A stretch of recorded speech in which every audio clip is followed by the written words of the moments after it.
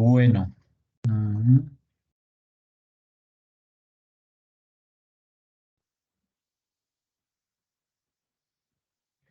¿Me pueden confirmar, porfa, si ven la presentación? Sí, profe. Ok, muchas gracias.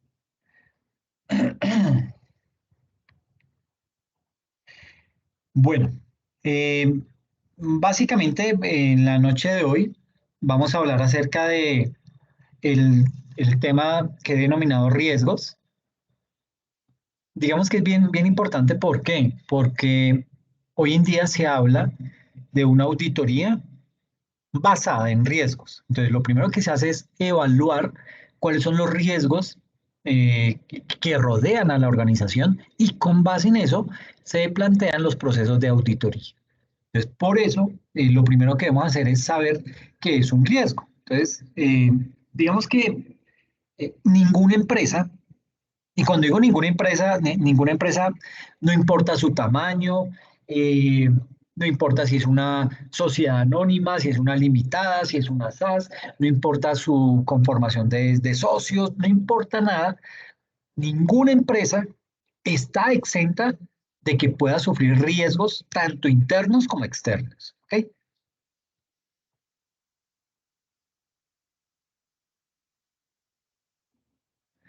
Digamos que esos riesgos tanto internos como externos, eso cuando se materializan, esos riesgos pueden llegar a afectar de manera directa la operación de la compañía, y cuando eso sucede, pues básicamente lo que hace es que genera una gran desestabilización en los procesos, desestabilización en la infraestructura de la organización, desestabilización en el desarrollo, incluso desestabilización en el funcionamiento habitual de esas actividades que desarrolla día a día la organización.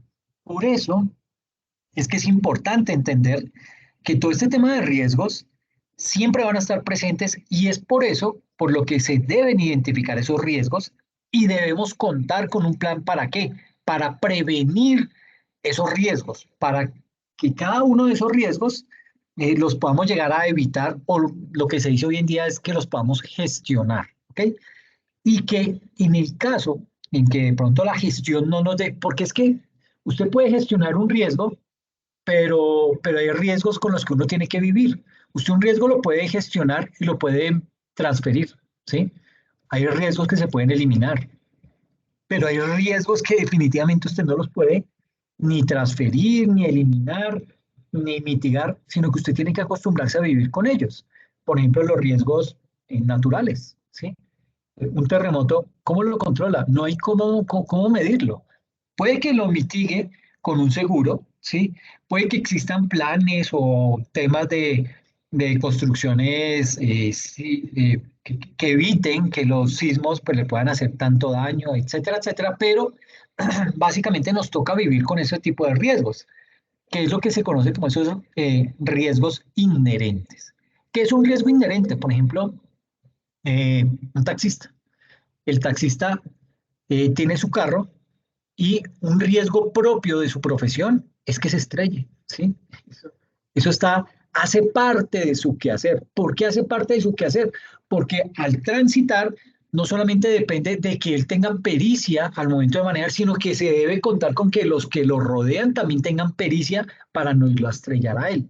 Y eso es muy difícil, eso no se da casi nunca. Entonces, digamos que ese riesgo inherente es ese riesgo con el que tiene que convivir esa persona o esa organización, y hace parte de su actividad. ¿Listo? Entonces, digamos que es bien importante entender que los riesgos siempre van a estar presentes, y es por eso por lo que se deben identificar esos riesgos y tener un plan que nos permita prevenir la materialización de esos riesgos para cada uno de esos riesgos que hemos identificado. Y de esa manera, pues digamos que vamos a hacer que podamos actuar de una manera mucho más ágil y una manera mucho más eficaz, y permita impedir que se afecten los objetivos que como organización nos hemos planteado eh, por el hecho de la materialización de un riesgo. ¿Ok? Básicamente ese análisis y la evaluación de esos riesgos están dirigidos a cualquier tipo de sistema, ya sea de operación, ya sea de lavado de activos, sea de actividades que buscan la financiación de actividades terroristas, riesgos tecnológicos que están muy de moda hoy en día. Si ustedes han visto, eh, muchas empresas, tanto del Estado como privadas, han sido hackeadas, ¿sí? Empresas que han sido completamente vulneradas por malas prácticas que se desarrollan al interior de las empresas. Entonces, básicamente, el día de hoy vamos a abordar una serie de técnicas y de herramientas que nos van a permitir adelantarnos a los hechos y poder, digamos que de una u otra manera, descubrir los riesgos a los que podemos estar expuestos en una organización, claves para poderlos gestionar y algunos tips para mitigar. Y todo esto lo vamos a hacer en el marco de referencia de la ISO 31000 y de su anexo 31010. ¿Listo? Entonces, básicamente, el contenido de esta sesión está diseñado de la siguiente manera. Vamos a hablar de qué es un riesgo, vamos a hablar qué es un método de análisis, cuáles son las técnicas para identificar los riesgos, cuáles son las ventajas de hacer una identificación de riesgos y un caso de estudio. ¿Listo? Entonces, en ese orden de ideas, pues lo primero que tenemos que hacer es, entonces, dar la definición de qué es un riesgo. ¿Ok? Digamos que riesgo es la posibilidad de incurrir en pérdidas, pero esas pérdidas pueden ser por causa o por fallas en los recursos, puede ser en recurso humano, en recursos de procesos que se desarrollan al interior de la empresa, en fallas técnicas, fallas tecnológicas o por la ocurrencia de un acontecimiento externo. ¿Ok? Sucede que según el Comité de Supervisión Bancaria de Basilea, Basilea es una ciudad suiza, eh, ellos definieron que un riesgo es toda posibilidad de ocurrencia de una situación que pueda llegar a entorpecer el normal desarrollo de las funciones de una entidad y que impida el logro de sus objetivos. Y en ese orden de idea existen dos tipos de riesgo, los riesgos financieros y los riesgos no financieros. Dentro de los riesgos financieros tenemos los riesgos de mercadeo, que básicamente se origina en gran parte por las incertidumbres económicas, lo cual puede impactar en el rendimiento de todas las empresas y no de una sola en particular. Tenemos los riesgos de crédito. Estos riesgos de crédito, digamos que representan la posibilidad que un acreedor no reciba el pago de un préstamo o que lo reciba con atraso. Es una manera de determinar la capacidad que tiene un deudor de cumplir con sus obligaciones de pago. Y el tercero, un riesgo financiero de liquidez, que básicamente significa que es la posibilidad de que una empresa no consiga cumplir con sus compromisos. Y una de las causas es la mala gestión del flujo de caja. ¿Ok? Entonces, esos son los riesgos financieros. Pero decíamos que también habían los riesgos no financieros. ¿Cuáles son esos riesgos no financieros? Pues son los riesgos operativos, ¿sí? Que son aquellos riesgos que se pueden presentar por problemas originados en los procesos, en la infraestructura, en los recursos humanos, en la tecnología o eventos externos. Esos son operativos. Hay riesgos no financieros del orden legal, que son cuando no se cumplen con los requerimientos legales que son exigidos y se incurren sanciones. Y están los riesgos reputacionales, que estos son de pronto de los más perjudiciales, ¿sí? Por ejemplo, esto es publicidad negativa que afecta directamente la imagen de la organización. Eso me lleva a tener pérdida de clientes y credibilidad en el mercado. Entonces, este riesgo reputacional es de esos riesgos que son muy difíciles de reponer más adelante. ¿Ok? Precisamente por lo que afecta. Es una publicidad negativa para la empresa. ¿Ok? Mm, luego de eso, tenemos que entrar a analizar qué es un método de análisis. Digamos que un método de análisis viene siendo como una técnica que se utiliza ¿para qué? Para evaluar los riesgos, ya sean de un proceso, ya sean riesgos de un proyecto. Esa metodología, denominada método de análisis, permite tomar decisiones que ayudan a estar un paso adelante para contar con acciones de qué? De prevención, para evitar peligros potenciales o para reducir el impacto en el caso que ese riesgo se haya materializado.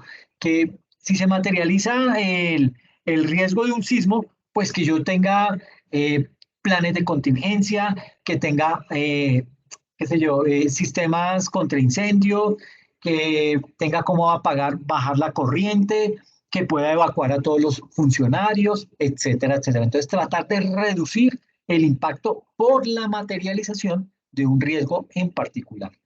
Y aquí es importante tener en cuenta que no existe una única forma de hacerlo.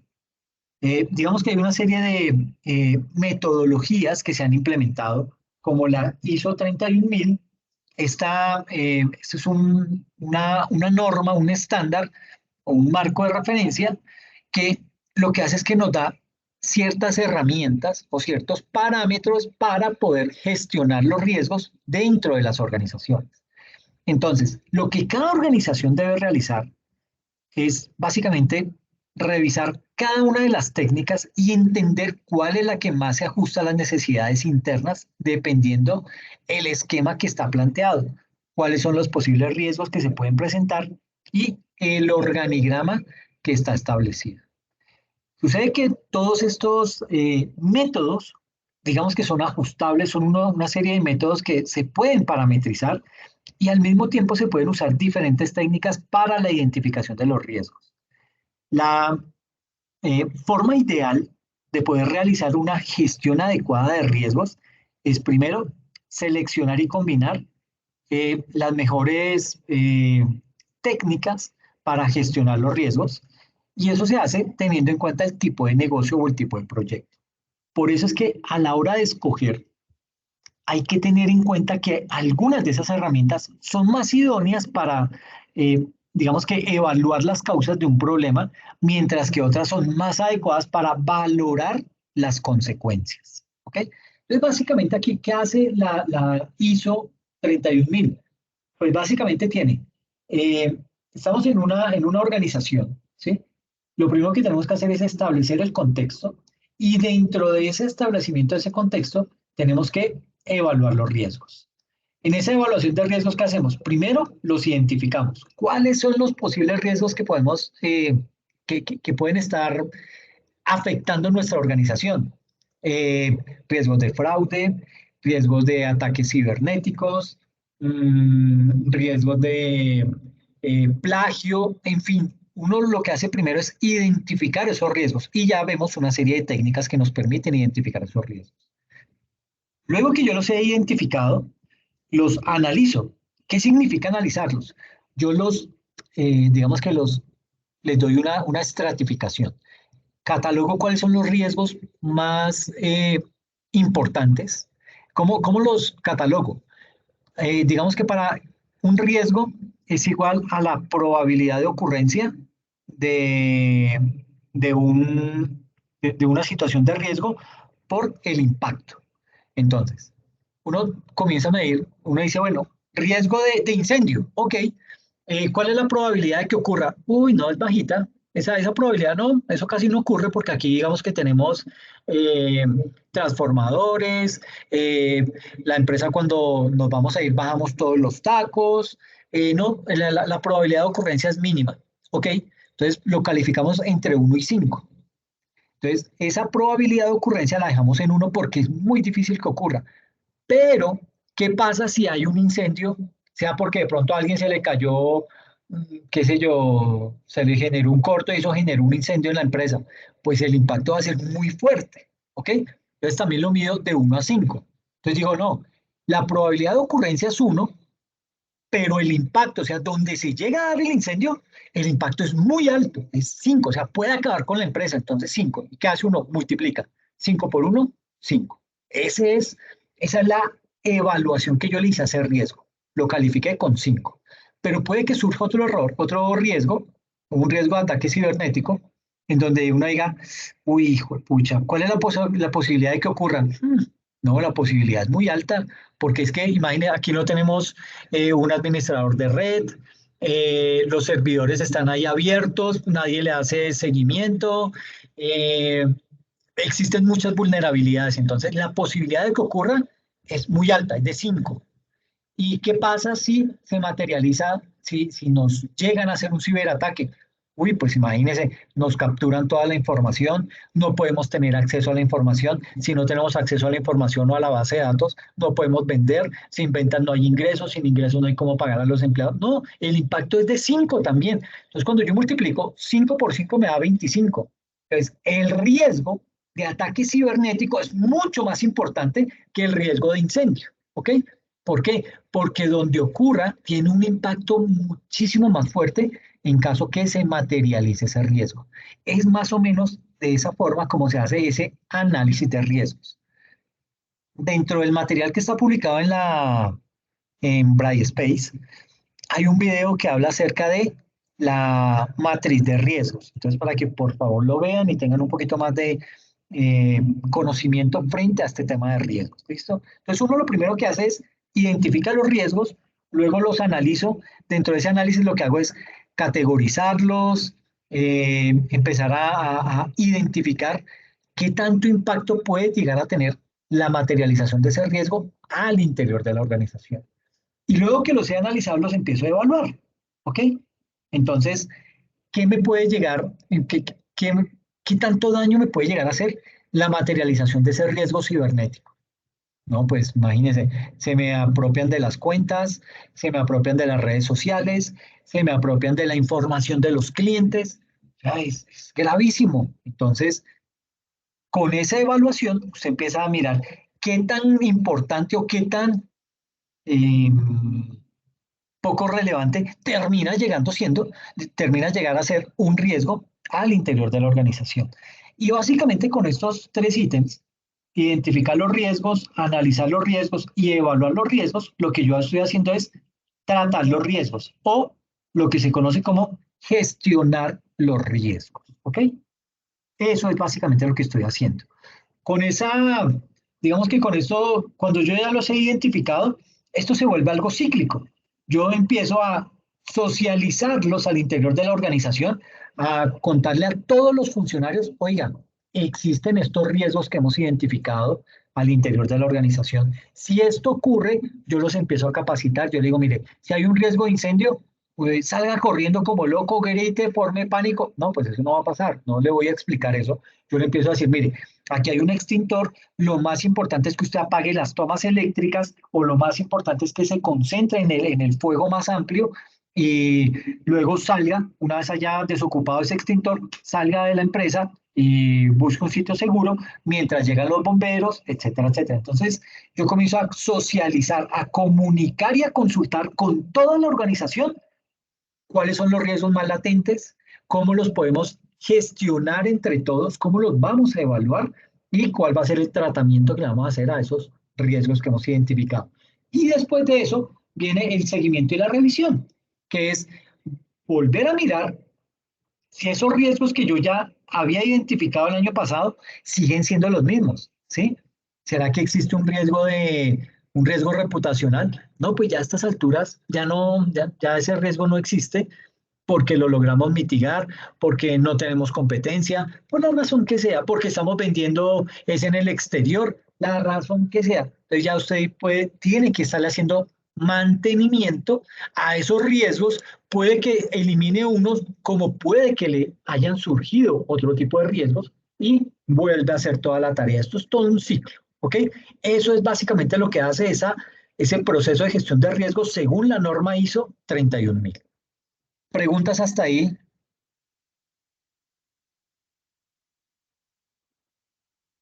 Ninguna pregunta. Ok, muy bien.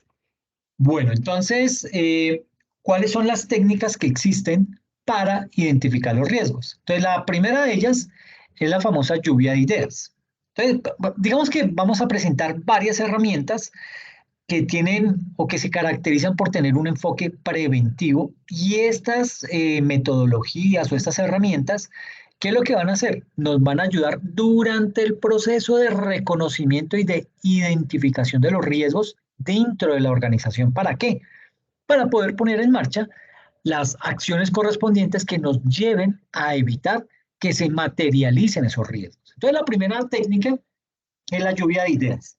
Esa lluvia de ideas, pues básicamente es un... que cargue todo. Entonces, básicamente, esa lluvia de ideas es un proceso que se lleva a cabo de manera grupal. ¿Para qué? Para generar ideas. Puede que sean ideas innovadoras, alguna idea innovadora va a salir, o puede que sean ideas que ya todos hemos escuchado, pero pues que ahí las tenemos, y eso se hace en un ambiente fuera de lo tradicional. Es, digamos que una técnica interactiva, o sea, vamos a tener que interactuar con varias personas de diferentes áreas, de diferentes profesiones, etcétera, etcétera, y es de pronto de las que más funcionan para el tema de la identificación de riesgos. Básicamente lo que busca esta metodología o esta técnica de lluvia de ideas es generar las mejores prácticas para que los integrantes de una organización se puedan, digamos que, complementar, ¿sí? Que podamos tener una visión panorámica de todo lo que sucede al interior de la empresa, que de pronto no sea solamente usted metido en el área contable, sino que usted también pueda interactuar con una persona del área de producción, con una persona de ventas, con el gerente, ¿sí? Y que entre todos empiecen a identificar riesgos, cada uno desde su área, ¿sí? Y eso le va a permitir al gerente tener una visión mucho más amplia. A usted, que está en el área contable, decir, oiga, ¿eso puede pasar con las ventas? Entonces, imagine todo lo que se puede descubrir solo con una técnica de estas. ¿Ok? Entonces, lo que vamos a hacer con esa lluvia de ideas es identificar esos potenciales riesgos y cuando los identificamos, ya empezamos luego es a gestionarlos.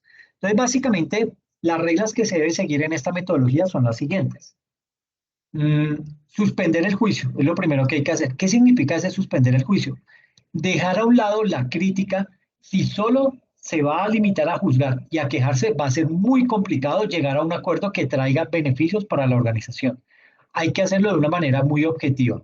No se queje, dispóngase para hacer este tipo de actividad. Eh, son actividades que son muy enriquecedoras y que siendo bien manejadas, se le va a sacar muy buen provecho a ese tipo de técnicas. Hay que pensar libremente. ¿Qué quiere decir eso de pensar libremente? No hay que coartarse al momento de transmitir una idea. El miedo se deja a un lado, se debe dejar a un lado. No importa qué tan loca sea, es más fácil perfeccionar una idea que emitir una nueva. Esto lo decía Alex Osborne de la técnica de lluvia de ideas. La cantidad es importante, ¿sí? Entre mayor sea el número de ideas que se tenga, será mucho más fácil elegir entre ellas, pues en ocasiones se pueden complementar unas con otras y obtener un resultado ganador. Y también genera esa lluvia de ideas un efecto multiplicador. ¿Qué quiere decir esto? Que eso nos va a permitir lograr una retroalimentación positiva, es decir, de todo lo que se ha expuesto durante la reunión, se pueden hacer mejoras en las ideas para que éstas cumplan con todas las expectativas de los miembros. ¿Ok? Digamos que aquí la clave de esta técnica de la lluvia de ideas es llegar con opiniones estructuradas al momento de reunirnos y de esta manera evitar perder el tiempo. ¿Ok? Eso es lo más importante. Posiblemente, bueno, en las que yo he estado, en las lluvias de ideas que he estado, por lo general le dicen a las personas, miren, le damos una encuesta. En esa encuesta hay una gran cantidad de riesgos enumerados. Usted catalogue cuál es el impacto y cuál es la frecuencia en caso que se llegue a materializar ese riesgo y usted comienza a darle una puntuación. Luego que le ha dado esa puntuación, lo que hace es que lo reúnen en grupos y entre todos comienzan a mirar riesgo por riesgo. ¿Usted por qué le puso uno? Ah, no, porque es que yo ni sé qué significa de riesgo. Ah, ok. Pero ¿por qué porque al impacto le puso 5? Ah, porque es que suena feo. De esa categoría de respuestas, porque no todo el mundo conoce esta dinámica, no todo el mundo tiene una idea tan clara de lo que es la empresa de manera general. Unos conocen muy puntualmente su oficio y pare de contar, solo se dedican a hacer eso. pero de pronto usted que está desde el área contable, usted tiene una visión mucho más amplia y usted puede llegar a aportar muchísimo. Entonces, en esta lluvia de ideas se hace ese tipo de cosas. ¿Ok? Mm, ¿Qué otra técnica tenemos acá? La técnica del what if. Eh, ¿Qué pasa si? Entonces es preguntarse uno, ¿qué pasa si se llega a presentar esta situación? Entonces, esta técnica es muy común usarla para la identificación de consecuencias, ya que para su implementación es importante realizarse una serie de preguntas que deberán ser respondidas y que ayudarán a entender cuál es el mejor plan de acción que se debe implementar en un riesgo individual. Además, permite adelantarse a los hechos y entender qué pasaría si se llegara a dar alguno de esos sucesos. Este método del what if es bastante creativo y de tipo inductivo. Es fácil y sencillo de entender para cualquier gestor que lo ponga en práctica. Normalmente se usa en la primera fase de la gestión de riesgos, cuando apenas se está en el proceso de identificación de riesgos. También se puede complementar a través de un análisis profundo y de otros métodos como la lluvia de ideas. Y por último, para llevarlo a cabo, se pueden programar reuniones entre funcionarios o trabajadores que tengan conocimiento completo del proceso que se está analizando. Hay otra técnica, se llama los 5 porqués o espina de pescado. Esto es muy parecido a la actividad que tienen que hacer del taller de la unidad número 1. Esta técnica, digamos que es un modelo que busca llegar a la causa raíz del riesgo o de la situación que se está analizando. Y esto, básicamente, ¿qué hace? Nos ayuda a identificar de dónde se está originando el problema. Por eso es tan importante esta metodología. ¿Ok? Esta metodología sirve para estructurar debates grupales sobre las posibles causas planteadas y cuál es el principal objetivo. En este caso, pues digamos que el principal objetivo es llegar al fondo de ese riesgo que hemos detectado, descartando las respuestas más inmediatas y superficiales.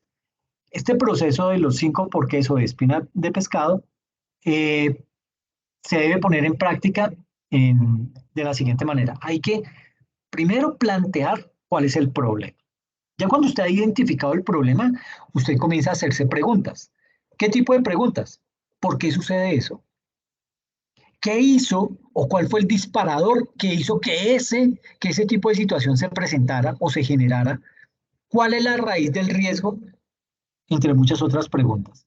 Y una vez entre el grupo le encuentren las respuestas a esas preguntas, se va a empezar a identificar la causa raíz de eso que sucedió. ¿Ok? Digamos que contrario a lo que indica el nombre de la técnica, que es los 5 porqués o la espina de pescado, no es necesario que se restrinja el análisis a solo 5 preguntas. Usted lo puede hacer con más preguntas o con menos, pero digamos que el propósito es llegar a la raíz del riesgo. ¿Ok? Entonces, básicamente lo que tenemos es esto. Tenemos una necesidad que hemos identificado y comenzamos a decir, ¿qué es lo que lo está causando y por qué se está causando?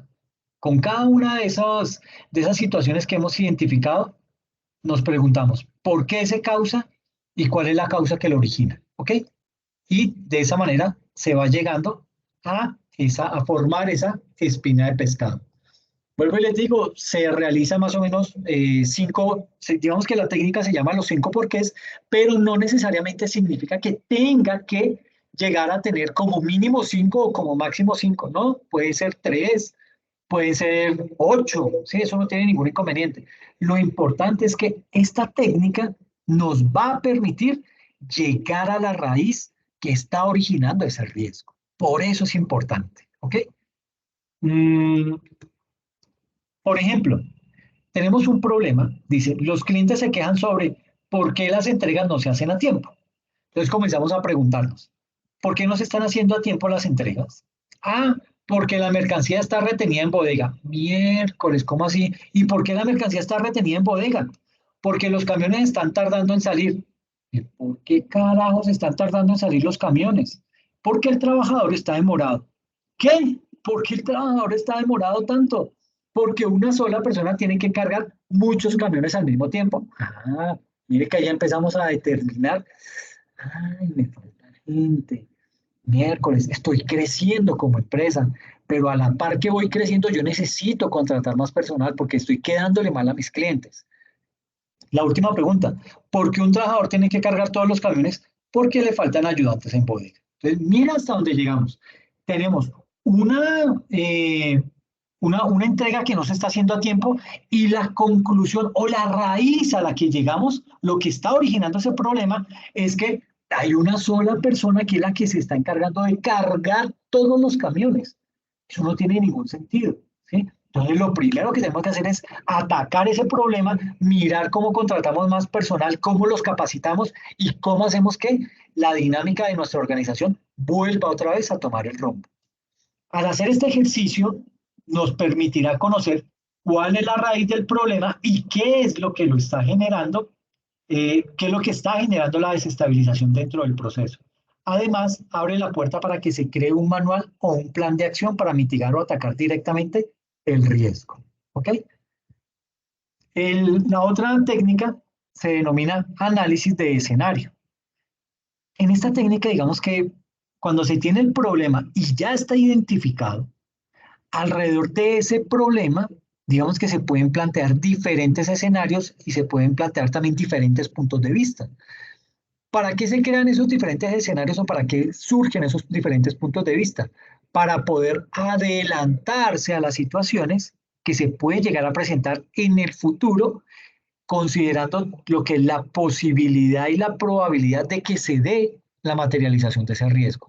Y de esa manera lo que hacemos es encontrarle una solución y vamos a planificar o a planear una estrategia para evitar que vuelva a ocurrir o que si vuelve a ocurrir ya sepamos cómo atacar ese tipo de situación. Entonces, básicamente esta técnica de análisis de escenario, digamos que aquí se analizan un conjunto de circunstancias futuras, ya sea por experiencia, sea por suposición, sea porque hemos escuchado, ¿sí? Por tendencia, ¿sí? Y con base en eso se desarrollan una serie de modelos descriptivos de la forma en que el futuro se podría llegar a presentar. Y los pasos que se deben tener en cuenta dentro de esta metodología son los siguientes. El primero, hay que definir el problema, es decir, hay que decidir lo que se pretende conseguir y fijar el horizonte temporal. En segunda instancia, hay que recopilar datos, ¿sí? Es decir, hay que identificar los factores principales, cuáles son las tendencias, cuáles son las incertidumbres y qué pueden afectar al plan. Tercero, hay que separar certezas de incertidumbres. Hay que adoptar las tendencias mejor respaldadas y contrastadas como certezas, separándolas de las incertidumbres y ejecutar un listado priorizado de esas certezas que hemos encontrado. Cuarto, desarrollar escenarios. Es decir, a partir de una incertidumbre alta, se van a crear dos resultados, uno moderadamente bueno y otro moderadamente malo. Con base en esto, se desarrollará un entorno para cada uno que fusione sus certezas con el resultado elegido. Quinto, hay que incluir los escenarios, es decir, se debe hacer en el análisis y en la estrategia este tipo de proceso. Y el último es involucrar a los líderes. Los responsables que van a ser los encargados de hacer el análisis, incluso se pueden tener en cuenta a personas que realizan actividades operativas dentro de la organización. ¿Por qué?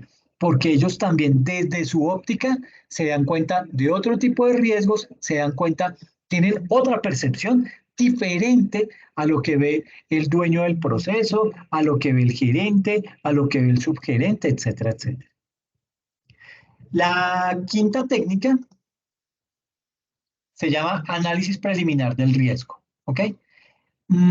Digamos que este análisis preliminar del riesgo es conocido por estas siglas, APR, A de análisis, P de preliminar, R del riesgo, eh, y fue implementado por primera vez por las Fuerzas Armadas de los Estados Unidos. ¿Para qué fue implementado? Pues básicamente para definir estrategias, para poder medir de alguna manera posibles pérdidas y poder determinar los riesgos a los que se iban a enfrentar en determinada situación. Como eso funcionó también para el ejército, lo que se hizo fue empezarlo a implementar en las empresas. Lo que se hace inicialmente en este tipo de análisis preliminar del riesgo es un análisis cualitativo. ¿Por qué un análisis cualitativo? Porque sucede que al iniciar este tipo de procesos es muy complejo, es muy complicado. Digamos que no, digamos que no se tiene o no se cuenta al interior de todas las empresas con un sistema maduro para poder identificar riesgos. Entonces, casi que cuantificar se convierte en algo nulo, en algo que no lleva a nada.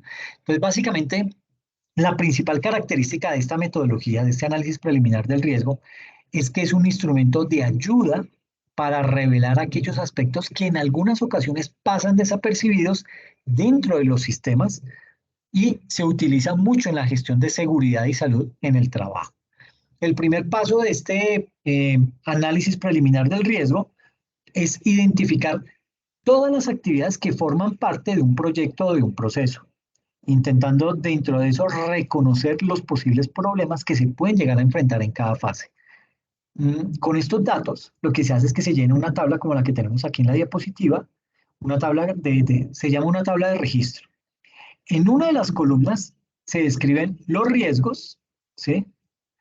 Esos riesgos que hemos identificado. En la otra columna se identifican las posibles causas, ¿sí? Y en la tercera, los efectos o el impacto que puede llegar a tener la materialización de ese riesgo, ¿ok?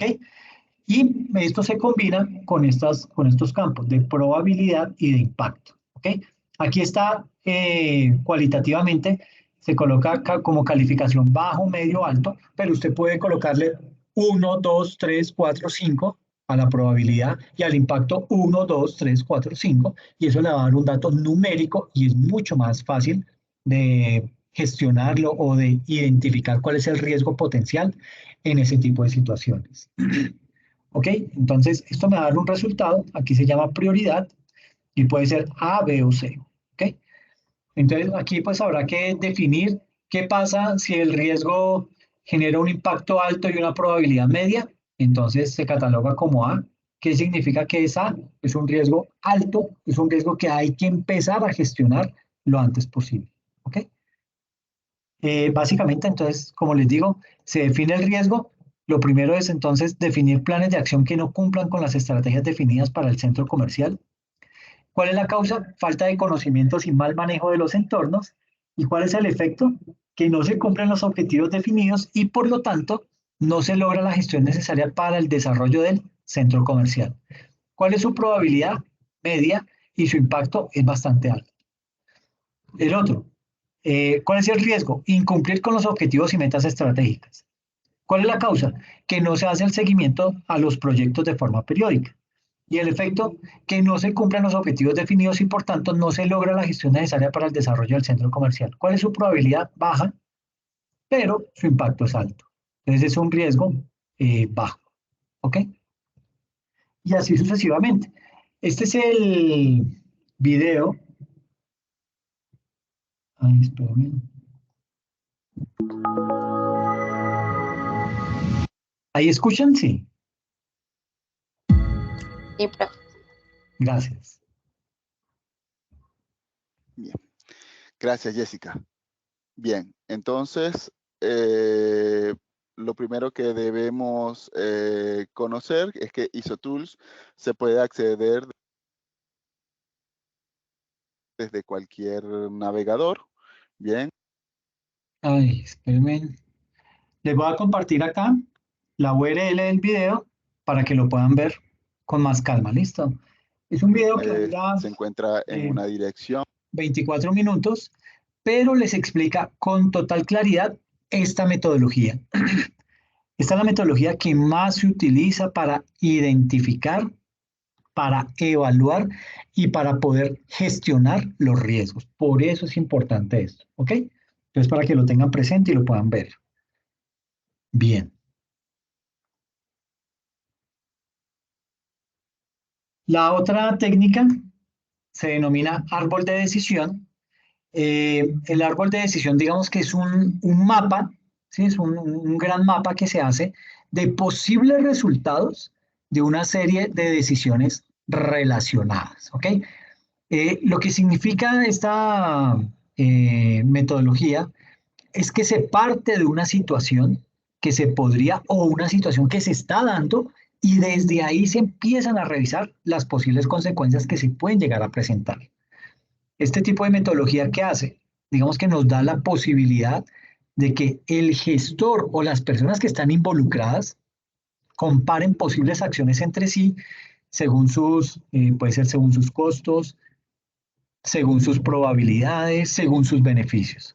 Normalmente se empieza con un único nodo y luego se va expandiendo, se va ramificando en posibles resultados. Y cada uno de esos nodos crea otros nodos y con ellos se van generando otras posibilidades.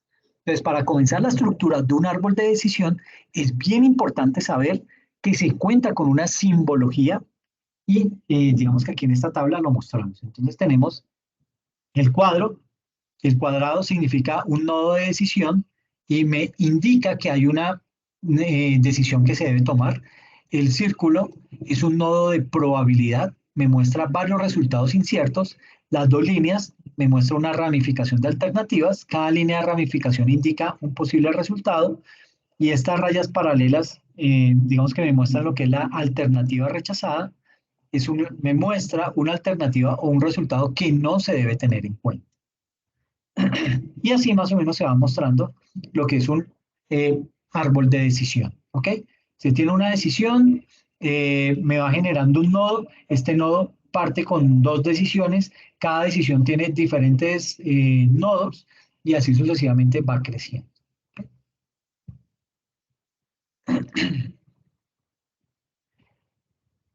Luego viene otra técnica, se denomina la lista de chequeo de verificación.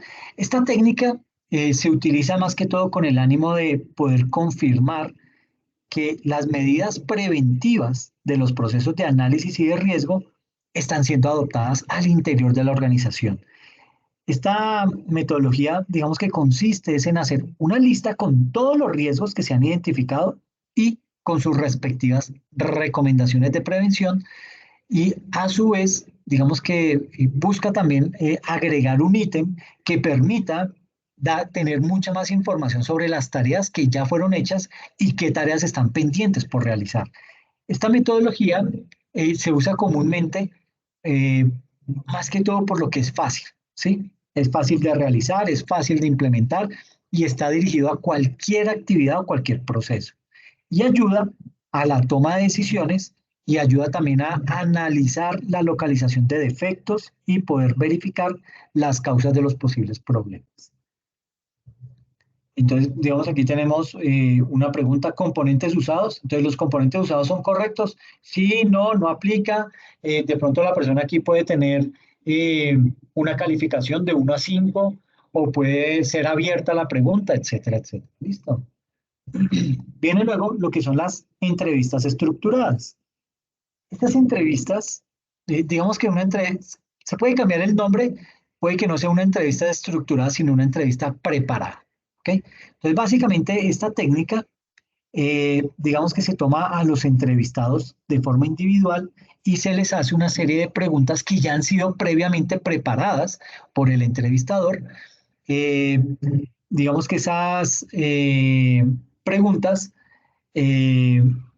digamos que se plasman en una hoja guía que lo anima a visualizar una situación desde una perspectiva diferente y que pueda identificar los riesgos en esa situación. Generalmente estas entrevistas estructuradas se usan cuando el sistema ya está implementado o en una etapa de madurez, pero no al comienzo. ¿Ok? Básicamente estas entrevistas estructuradas tienen unas ventajas como cuáles. Cada encuestado tiene diferentes respuestas a la misma estructura de preguntas y las respuestas obtenidas pueden ser analizadas colectivamente.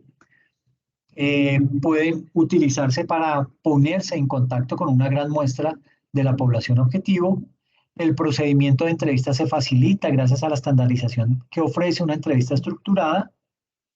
Se puede obtener mejor información y analizar el problema de investigación de manera integral, haciendo preguntas precisas.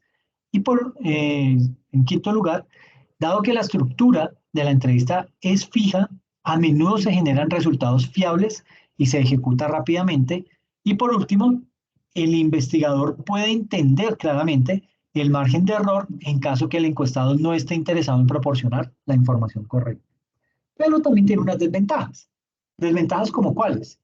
Tiene un alcance limitado de la evaluación de los resultados obtenidos.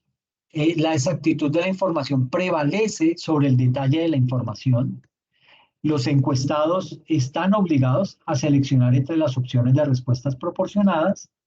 Se espera que el investigador siempre siga la lista de preguntas planteadas, independientemente de lo interesante que esté resultando la conversación con los participantes. Y en última instancia se requiere de mucho tiempo para realizar una entrevista estructurada. Pues digamos que no es la, la mejor de las técnicas, porque ya se requiere un nivel de madurez al interior de la organización para poder implementar este tipo de técnicas. Y viene otra técnica que es la entrevista semiestructurada, que es muy parecida, tiene unas ventajas y unas desventajas. Las ventajas de esas entrevistas semiestructuradas es que las preguntas de las entrevistas semiestructuradas se preparan antes de programar la entrevista, lo que da tiempo al investigador para preparar y analizar las preguntas. En cierta medida es flexible, al mismo tiempo que mantiene las directrices de la investigación. Los investigadores pueden expresar las preguntas de la entrevista en el formato que prefieran, a diferencia de la entrevista estructurada. Y en cuarto lugar, a través de este tipo de entrevistas se pueden recopilar datos cualitativos fiables, pero también tiene sus desventajas. ¿Cuáles son? Que los participantes pueden cuestionar el factor de fiabilidad de estas entrevistas debido a la flexibilidad ofrecida, como que no le creen mucho. Y en segundo, comparar dos respuestas diferentes resulta muy difícil para el entrevistador, ya que no sigue completamente una pauta para realizar este tipo de entrevistas. Entonces, digamos que el margen de error puede ser muy alto y puede llegar inclusive a desviar los resultados. Entonces, no resulta ser tan chévere. ¿Cuáles las ventajas de hacer una identificación de riesgos? Pues básicamente hemos listado aquí 11, pero son más. Entre las ventajas de hacer una identificación de riesgos, tenemos el que aumenta la probabilidad de alcanzar los objetivos, amplía la gestión proactiva en la empresa, es consciente con la necesidad de identificar y de tratar los riesgos, colabora con el cumplimiento de requisitos legales y normativos, minimiza pérdidas, ayuda con la toma de decisiones, mejora los controles, realiza una exhaustiva revisión de una amplia categoría de riesgos, establece la base de datos de todos esos riesgos, porque es que lo importante de esto es que yo empiezo a crear un sistema, puede que lo esté llevando en Excel, puede que lo esté llevando en una base de datos muy rudimentaria, pero usted ya está empezando a hacer documentación de esos riesgos. Entonces, procure ponerle una fecha o un año y periodo de qué año son esa lista de riesgos, qué pasó con la lista del siguiente año, hubo riesgos que salieron, hubo nuevos riesgos que aparecieron. Le aseguro que cada año le van a salir nuevos riesgos. ¿Ok? En décimo lugar, mejora la presentación de informes, mejora también el gobierno corporativo. ¿Por qué? Porque ya se crea esa cultura al interior de la organización sobre la identificación y la gestión de los riesgos. Mejora la asignación de recursos, mejora la eficiencia y la eficacia, mejora la prevención de pérdidas y la gestión de incidentes, mejora el aprendizaje organizacional y la flexibilidad. Y en último, incrementa el desempeño de la salud y la seguridad, así como la protección animal al interior de las organizaciones. Entonces, vamos a ver aquí un caso de estudio de lo que es la mala gestión de riesgos de un banco alemán. Y usted dirá, pero ¿cómo un banco alemán si eso? Alemania es un país muy estructurado, casi que uno lo tiene como un país muy cuadriculado, pero mire que también cometen errores. Entonces imagínense que por allá en el año 1989, eso es una línea de tiempo que vamos a ir haciendo, ¿listo? Lo primero es que en el año de 1989, cuando cae el muro de Berlín, la capital Alemania apuntaba a reivindicarse como el centro de política y economía del país. Es decir, Cae el muro de Berlín, Berlín se convierte en la capital de las dos Alemanias, de las Alemanias ya unificadas. Recuerde que la Alemania occidental, la capital era Berlín, la Alemania oriental, la capitalista, su capital era Múnich. Entonces, cuando tumban el muro de Berlín, se unifica toda Alemania y crean como única capital a Berlín. ¿Ok? Entonces, luego que cae ese muro de Berlín, pues la capital Alemania, la nueva capital de Alemania, se empieza a surgir como el nuevo centro de la política y economía del país. ¿Ok? Mm, luego, en el año de 1994, eh, se crea el banco, no me pregunten el nombre de ese banco, si algo tiene horrible el alemán, es que es ilegible. Entonces, el Bankgesellschaft, llamémoslo BGB, de aquí en adelante, se crea el BGB fusionando entidades públicas con el banco privado Berliner. El BGB ofrece fondos y préstamos inmobiliarios de mucho riesgo para el banco. Pues mire que ya desde la misma creación del banco se empiezan a identificar problemas. ¿Por qué? Porque se empieza a detectar que esos productos que está ofreciendo el banco tienen mucho riesgo para el banco. Entonces, digamos que como una herramienta potente para poder lograr el objetivo de este banco, del BGB, como les decía, pues este banco surge después de haberse fusionado el BGB, que era público, con el banco privado Berliner, y digamos que eso forma una gran entidad financiera. Básicamente, el gobierno, a través de esa fusión, tenía la mayoría de las acciones, pero aún así, este nuevo banco que acaba de surgir era oficialmente cotizada en bolsa de valores.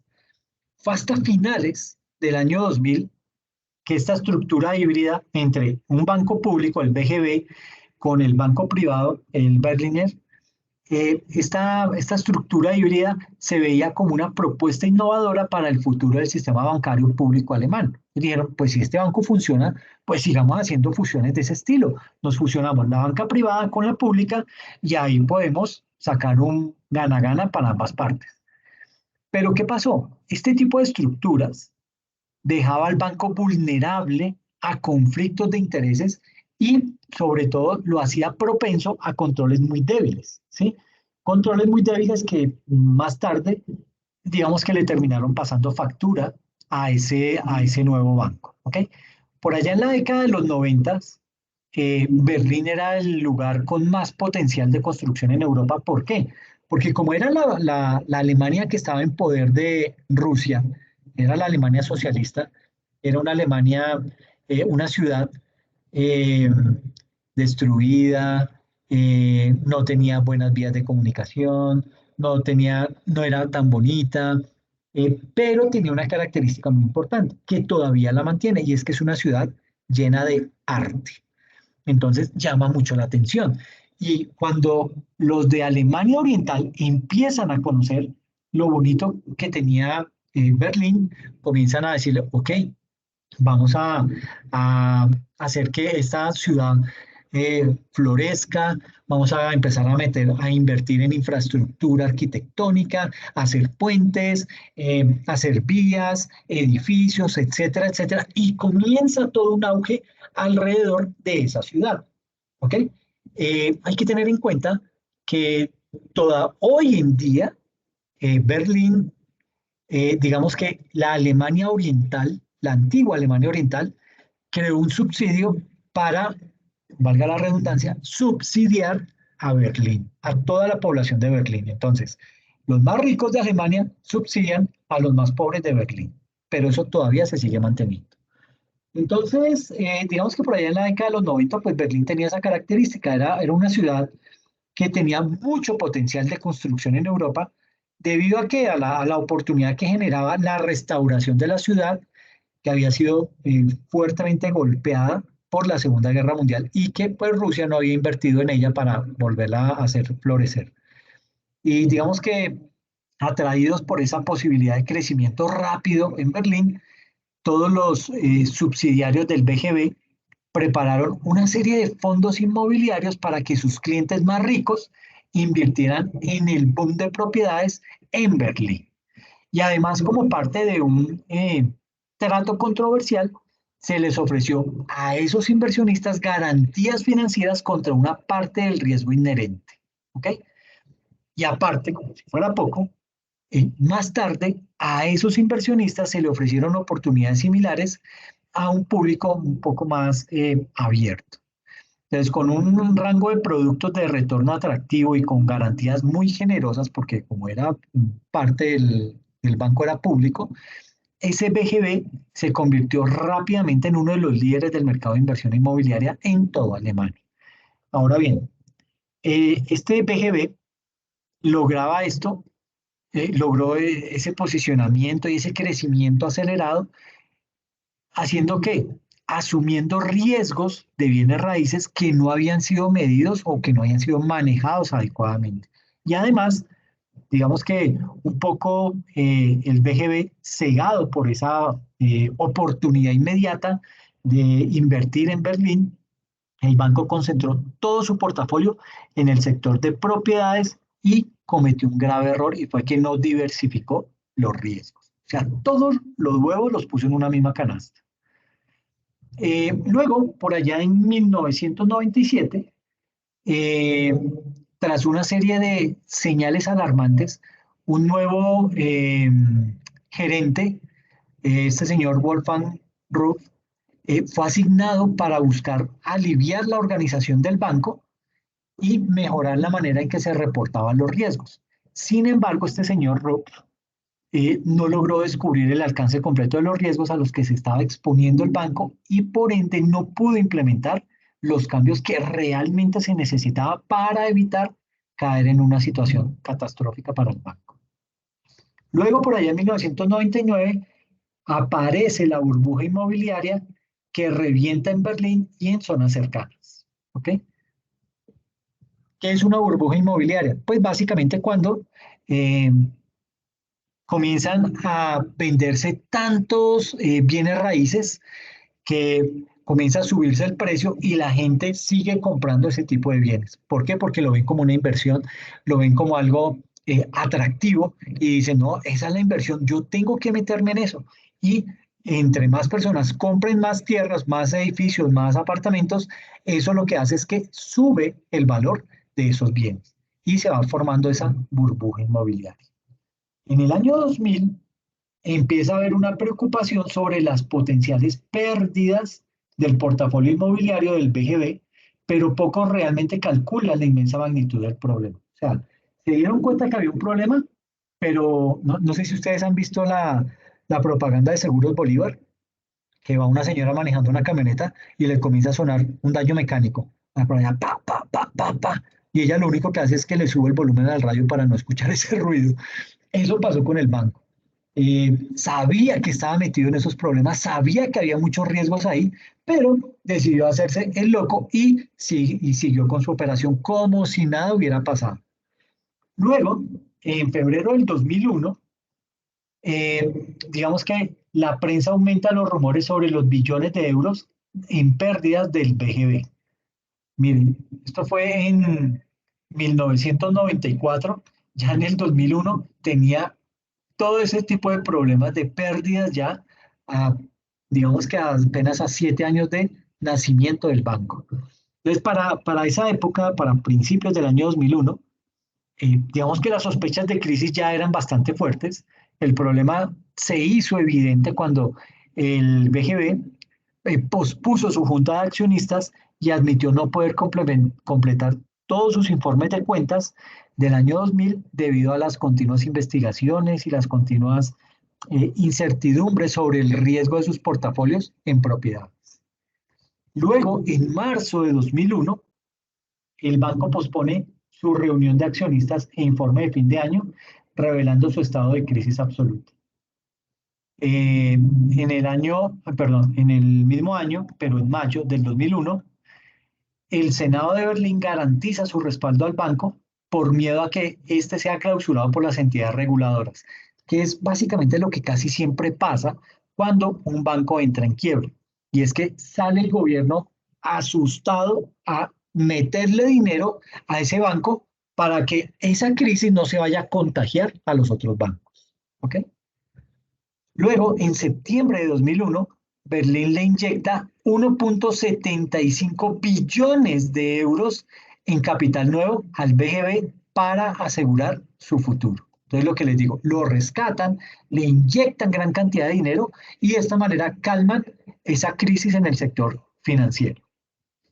En noviembre del año 2001, el gerente que habían nombrado por allá en el año 97 renuncia y el banco planea relegar a 4.000 empleados, es decir, despedir a más de la cuarta parte de su personal. En diciembre del año 2001, el gobierno regional de Berlín anuncia un escudo de riesgo para cubrir gran parte del riesgo y obligaciones del portafolio inmobiliario del BGB por los siguientes 30 años. Entonces, básicamente, en ese año, en diciembre del 2001, un escándalo político se salió al público por la mala gestión del riesgo del BGB. Sucede que el Senado de Berlín, ¿qué hizo? Pues se vio obligado a declarar que respaldaría al BGB, pero no fue suficiente para evitar el rompimiento de la gran coalición de los otros partidos políticos que conformaban el gobierno.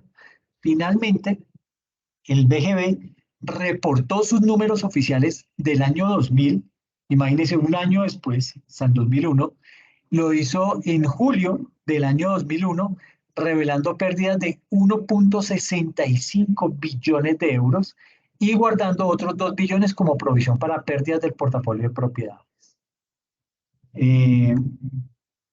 Digamos que para el año 2002, entidades estadounidenses y europeas empiezan a cotizar por el 81% del BGB manejado por el gobierno de Berlín y digamos que esa fue la crisis mal gestionada de una entidad financiera en Alemania que solamente tuvo una duración de 8 años en el mercado. ¿Ok? ¿Por qué? Porque no fueron bien gestionados los riesgos. Toda la inversión que tenía el banco fue destinada solamente a un tipo de mercado y eso fue lo que lo llevó a la quiebra y pérdida absoluta de ese banco. ¿Ok?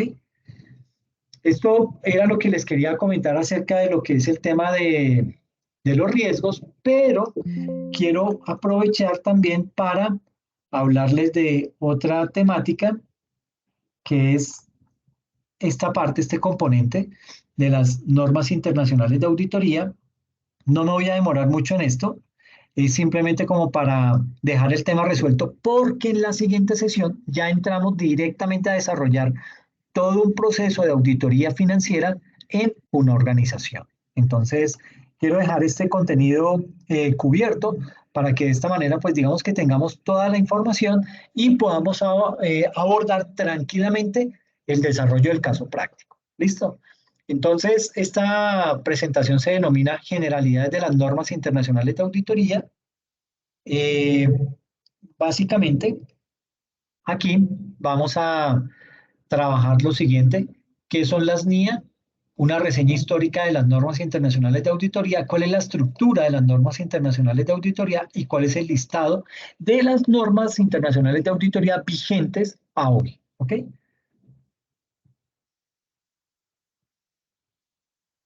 Entonces, ¿qué son las normas internacionales de auditoría? Digamos que, bueno, ¿cuál es el objetivo que persiguen esas normas internacionales de auditoría? Digamos que el objetivo es la confiabilidad de los estados financieros. Digamos que cuando se emite un estado financiero de parte de una empresa, a uno como que le queda la duda y como que uno dice, ¿y quién me garantiza que eso en efecto está bien hecho y no que son unos estados financieros maquillados, unos estados financieros que simplemente buscan que más empresas y que más personas inviertan en esa empresa y de pronto esto me lleva a un descalabro financiero? Entonces, básicamente, la confiabilidad de los estados financieros es de importancia para la toma de decisiones, especialmente en la realidad actual, en donde la información financiera se transforma minuto a minuto. En ese sentido, es fundamental aumentar la confianza en la información Por ello que las normas internacionales de auditoría permiten obtener una seguridad razonable, que es un grado alto de seguridad. Es decir, a través de un proceso de auditoría, un auditor, utilizando como herramienta las normas internacionales de auditoría, audita y certifica que esos estados financieros coinciden o están directamente relacionados o estrechamente relacionados con la contabilidad de la empresa. ¿Ok? Y eso da un grado de certeza y de confiabilidad de esos estados financieros. Entonces, básicamente, estas NIA, estas normas internacionales de auditoría, digamos que son un conjunto de normas que son emitidas ¿por quién? Por el IASB, esta entidad. Esta entidad se denomina, esas son las siglas de I de International, A de Auditing, and Assurance, o sea,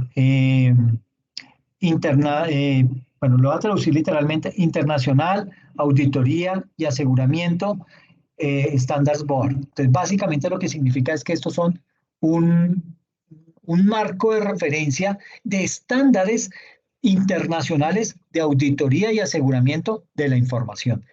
Esta entidad, el IASB, es como un brazo, una dependencia de la IFAC. ¿Qué es la IFAC? La eh, Federación Internacional de Contadores. ¿Ok? Y básicamente aquí, esto, digamos que esas normas internacionales que son emitidas por este IASB, trata de las responsabilidades globales de los auditores cuando se realiza una auditoría a estados financieros. ¿Para qué?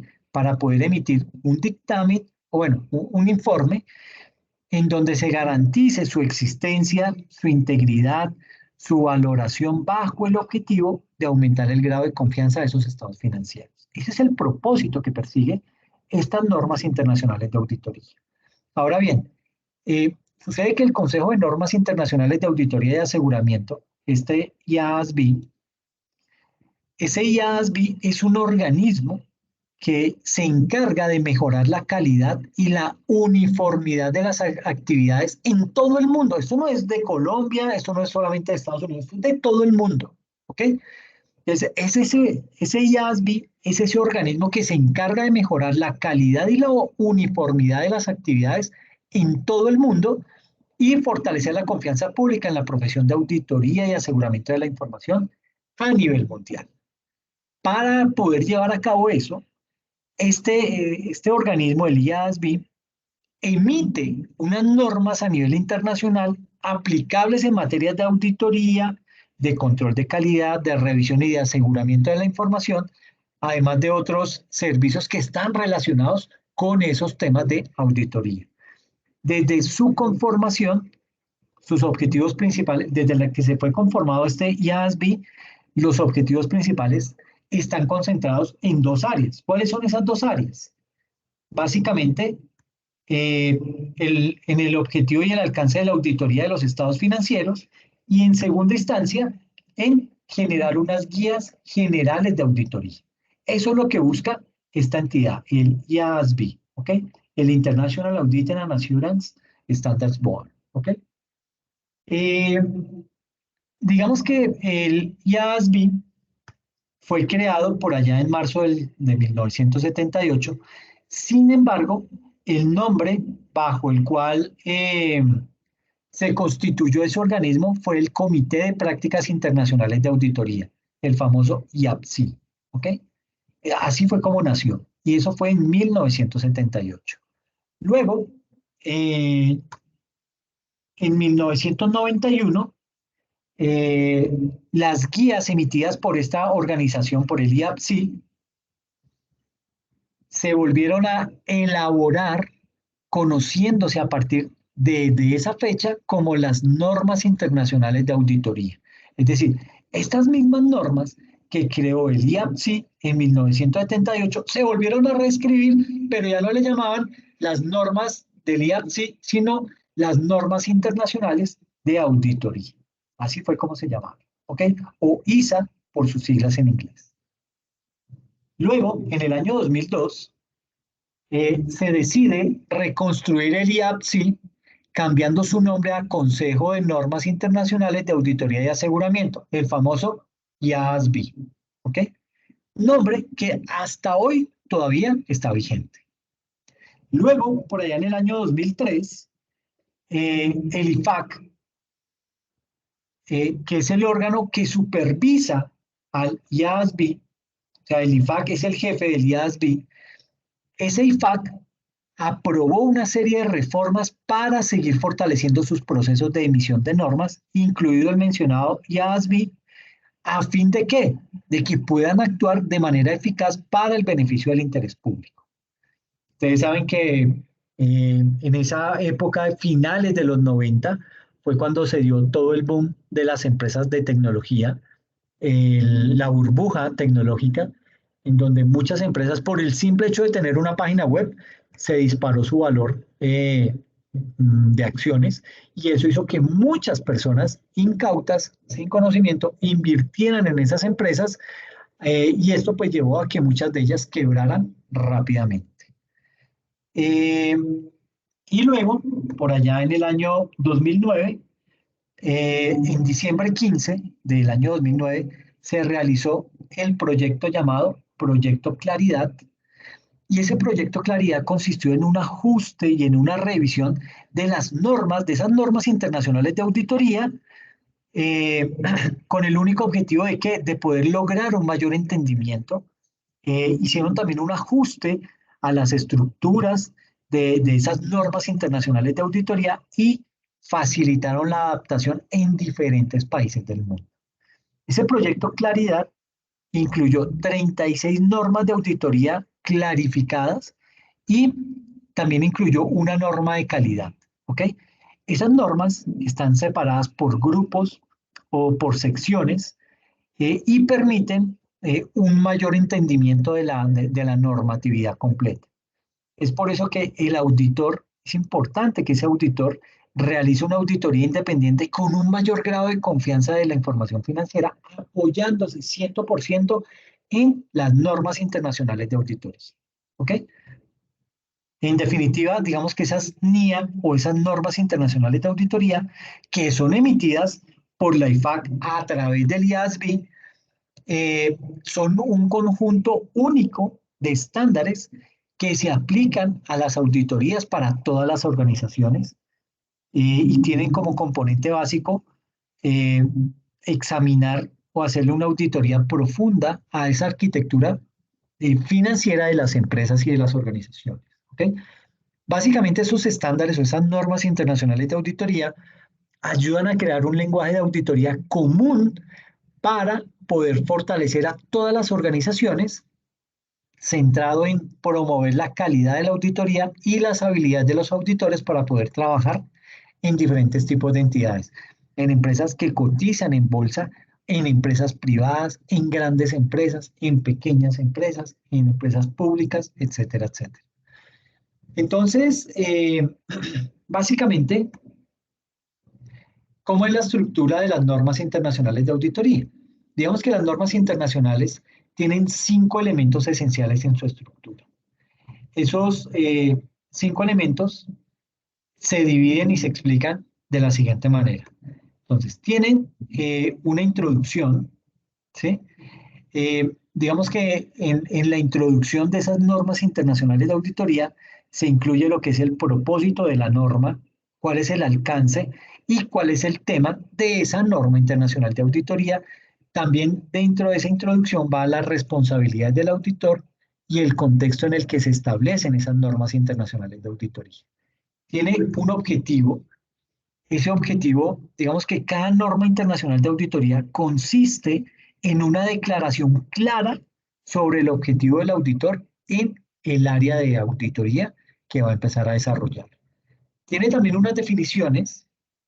En este punto, lo que se hace con esas definiciones es como delinear los términos pertinentes de cada norma internacional de auditoría. Tiene también unos requisitos. Cada objetivo está respaldado por requisitos claramente establecidos. Los requisitos siempre se expresan con la frase el auditor deberá, ¿sí? Y en última instancia viene lo que es la solicitud y otro material explicativo Este elemento puntual, digamos que detalla exactamente qué se entiende por requisito o se pretende cubrir, o incluye ejemplos de procedimientos que pueden ser apropiados en determinadas circunstancias. Entonces, digamos que tenemos todo el compendio en una norma internacional. Esta es la estructura de cada una de las normas internacionales de auditoría. ¿Ok? ¿Cuáles son las normas internacionales? Entonces, digamos que están eh, agrupadas en grandes secciones. La primera sección se denomina principios y responsabilidades globales. Y aquí están las normas internacionales de auditoría de la 200 a la 265. O sea, está la 200, la 210, la 220, la 230, la 240, la 250, la 260 y la 265. La 200 habla acerca de los objetivos generales del auditor independiente y la realización de una auditoría de acuerdo con las normas internacionales de auditoría. La 210 habla acerca del acuerdo de los términos de los trabajos de auditoría, cómo debemos recibir un proceso de auditoría, qué debemos exigir, cómo lo debemos hacer, qué metodología debemos implementar, etcétera, etcétera. La 220 habla acerca del control de calidad para una auditoría de estados financieros. La 230, ¿cuál es la documentación o cuál es la metodología que debemos implementar para documentar un proceso de auditoría? La 240 habla acerca de las responsabilidades del auditor relacionadas con el fraude en una auditoría de estados financieros. Y entiéndase que una auditoría financiera no, digamos que su propósito no es encontrar fraudes. Eso no es lo que busca una auditoría financiera. Una auditoría financiera busca certificar que los estados financieros han sido desarrollados o han sido elaborados con base en el sistema contable de la empresa. ¿Ok? Eso es lo que se usa con una auditoría financiera. Que de pronto en el desarrollo de esa auditoría usted encuentre un fraude o encuentre alguna situación anómala, vaya y venga. Pero ese no es el propósito de la auditoría. ¿Okay? La norma 250 habla acerca de la consideración de leyes y reglamentos en una auditoría de estados financieros. La 260 habla de la comunicación con los acusados de gobierno. Y la 265 habla acerca de la comunicación de deficiencias en el control interno a los acusados de gobierno y gestión de la organización. Entonces, eso es lo que tiene el primer grupo, principios y responsabilidades globales. El segundo grupo se denomina planificación, riesgos y respuestas y tiene 6 normas internacionales de auditoría, la 300, la 315, la 320, la 330, la 402 y la 450. La 300 habla de la planificación de una auditoría de estados financieros. La 315 habla de la identificación y evaluación de los riesgos de incorrección material a través de la comprensión de la entidad y su entorno. La 320 habla de la materialidad en la planificación y realización de una auditoría. La 330 de las respuestas del auditor a los riesgos evaluados. La 402 de las consideraciones de auditoría relacionadas con una entidad que utiliza una organización de servicio. Y la 450, la evaluación de incorrecciones identificadas durante la auditoría. El tercer grupo se denomina evidencia de la auditoría, es de pronto el más largo, contempla de la NIA 500 a la 580, la 500 habla de todo el tema de evidencia de auditoría, la 501 de las consideraciones específicas de evidencia de auditoría para elementos seleccionados, la 505 de confirmaciones externas, la 510 compromisos iniciales de auditoría, es decir, todo lo que tiene que ver con los saldos iniciales, la 520 de los procedimientos analíticos, la 530 del muestreo de auditoría, la 540 de auditoría de estimaciones contables, incluidas estimaciones contables de valor razonable y divulgaciones relacionadas, la 550 de las partes relacionadas, la 560 de eventos posteriores, la 570 de preocupación actual y la 580 de representaciones escritas. Todo esto tiene que ver con la evidencia de auditoría. ¿Ok? Es decir, estas normas las vamos a ver en el desarrollo del caso práctico. ¿Por qué? Porque la auditoría debe recopilar evidencias que sustenten el trabajo desarrollado. El otro grupo se denomina utilización del trabajo realizado por otros. Y esto es bien importante y en la próxima sesión lo vamos a ver. Vamos a ver la importancia de esto. Contempla la NIA 600 a la 620. La 600 habla acerca de las consideraciones especiales, es decir, auditoría de los estados financieros del grupo, incluido el trabajo de los auditores componentes. la 610, el uso del trabajo de auditores internos, y la 620, el uso del trabajo experto, el trabajo de un experto auditor. Es decir, aquí lo que nos indica la norma es que como auditores debemos crear la sana costumbre de poder reunirnos en algún momento, ese auditor que ya salió con el auditor que entra a realizar ese proceso de auditoría, para que le dé unos tips, para que le dé una serie de recomendaciones y le comente a grandes rasgos en qué consiste y cuáles son las debilidades más grandes de esa organización. De esta manera, le va a rendir más al nuevo auditor y se va a hacer un trabajo mancomunado. El otro grupo de NIAs son las que tienen que ver con las conclusiones y el informe de auditoría, que son básicamente las NIAs de las 700 a las 720. Las 700 habla acerca de la formación de opinión e informes sobre estados financieros, la 701 de cuestiones claves de auditoría, la 705 de modificaciones a la opinión del informe del auditor independiente, la 706 párrafos de énfasis y otros párrafos en el informe del auditor independiente, la 710 habla de la información comparativa y la 720 habla de la responsabilidad del auditor respecto a la información incluida en los documentos que contienen los estados financieros auditados. La última hace referencia a las consideraciones especiales y tiene que ver con la NIA 800, la 805 y la 810 y la norma internacional sobre control de calidad, la ISQC 1. La 800 indica las consideraciones especiales, auditorías de estados financieros preparados de conformidad con un marco de información con fines específicos. La 805, consideraciones especiales, auditorías de un solo estado financiero de un elemento, cuenta o partida específico de un estado financiero. Y la 810, compromisos para informar sobre los estados financieros resumidos. Y la norma internacional sobre control de calidad hace énfasis en el control de calidad para empresas que realizan auditorías y revisiones de estados financieros y otros compromisos de aseguramiento y servicios relacionados. Ese es todo el grupo de normas internacionales de auditoría que están hoy en día vigentes y se implementan en todo proceso de auditoría. Por eso es que en el caso práctico que vamos a desarrollar, vamos a trabajar muchas de estas normas y va a haber que leer muchas de esas normas internacionales. O en su efecto, ver el video que está en la plataforma de ISOTools. ¿Listo? Eso era lo que tenía por comentarles el día de hoy. Sé que era mucho tema, de pronto un tema un poquito ladrilludo, pero que pues habría que abordar de cierta manera como para poder tener el mapa completo de lo que vamos a desarrollar a partir de la próxima sesión. No sé si de pronto hay alguna duda, alguna inquietud al respecto, si es que están aún despiertos.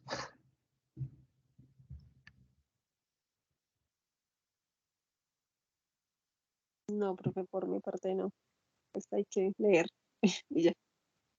Sí, claro que el caso práctico nos va a ayudar mucho. Entonces, básicamente aquí es la invitación para la próxima sesión, porque vamos a abordar el caso y voy a empezar a publicarles formatos para que puedan ir avanzando en las actividades de la segunda unidad y de la tercera unidad. ¿Ok? Entonces, bueno, pues si no es más, muchas gracias por la asistencia, gracias por la atención y pues nos vemos dentro de 8 días. ¿Ok? Vale, profe. Feliz noche. Bueno, muchas gracias. Cuídense mucho. Descansen.